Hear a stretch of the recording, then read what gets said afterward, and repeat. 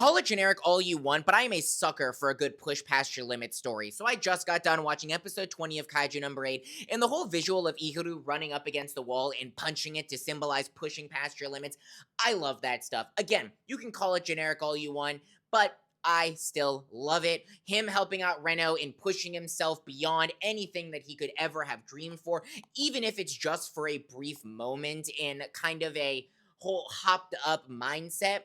I think that that stuff is beautiful. I love it because I think it is so important for us as people to understand, yes, there are limits. Like you can't do anything, but there is a lot that you can do. That's why I hate the whole you can do anything you put your mind to. No, unfortunately, there are things you can't do. But understanding what you can do and the limits that you can push past, I think is such a crucial thing. I used to not be able to talk to anyone, let alone a camera.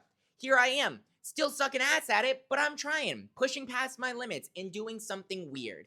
I also love the Vice Captain Hoshina and the whole Kafka fight, because Kafka needs to understand that he only got into the defense force because of his kaiju powers, but that doesn't mean that he can't train himself.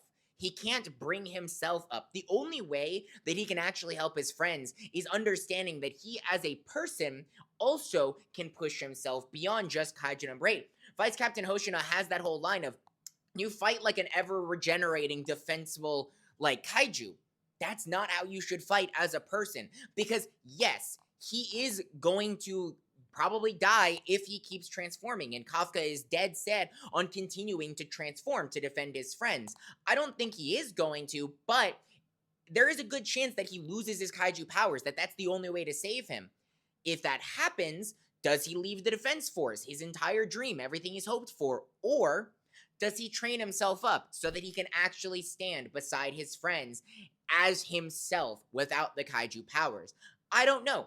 I haven't read the manga. Please don't spoil it for me. But if that's the direction that they take it, I think that this scene is a great way to show that representation, while also not necessarily setting us up to think, oh, that is definitely what's going to happen.